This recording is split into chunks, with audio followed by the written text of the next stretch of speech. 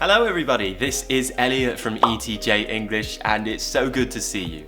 Firstly, I just need to start this video by saying thank you. 300,000 subscribers on this YouTube channel. Thank you to everyone who has pressed that subscribe button.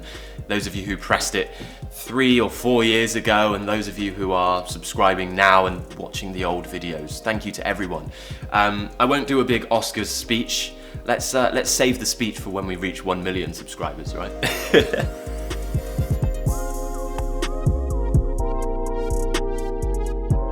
Today we have a very, very useful lesson. We're going to be talking about how we can end conversations. Ending conversations is just as important as starting them. If you're talking to someone and then you see your watch and you suddenly realize, oh, I'm late, I need to pick the kids up from school. There are many, many different situations where you can find yourself needing to escape a phone call or a conversation with someone. And a lot of it actually comes down to intonation. So make sure you have your singing voices with you today because we're going to be practicing some intonation to show that we're kind of ending a conversation.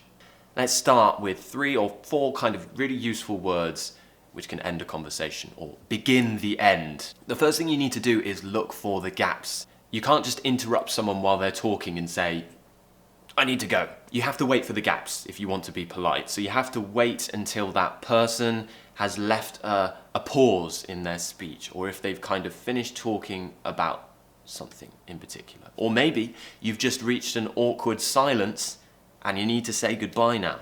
And you could simply say, okay, or all right, or right, or anyway. So try and copy the way I say these. The first one, okay, okay, okay. Next one, all right, right, right, anyway. Anyway.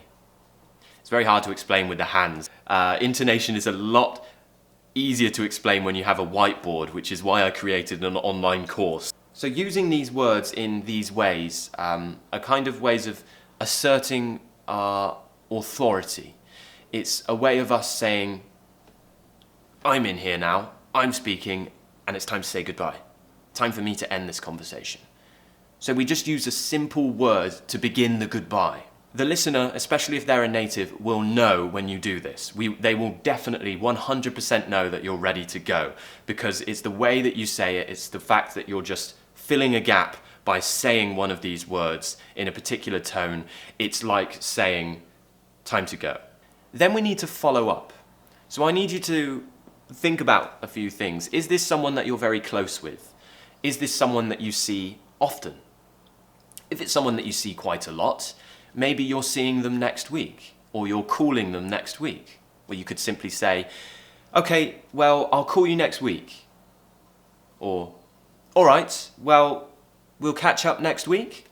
Or, if you want to add a question tag, anyway, we're seeing each other next week, aren't we? Aren't we? We're seeing each other next week, aren't we? So you could say, for example, right, I'd best be off. Anyway, it's been lovely talking to you, but I need to go and pick the kids up from school. Okay, I'd better get a move on. Okay, I'd better get a move on. Better get a move on. Better get a move on. To get a move on means to leave, to get on to the next thing I need to do. So you can actually tell someone, get a move on, and that means hurry up. Do this faster and so we can get on to the next thing. So I'd better get a move on means I'd better kind of stop talking to you now because I need to go and do something else. Very, very popular one, and this one I use a lot. So if you're stuck, this is a really good one. And it's a very quick one as well.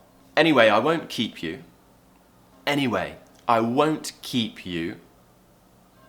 And that means I won't continue wasting your time.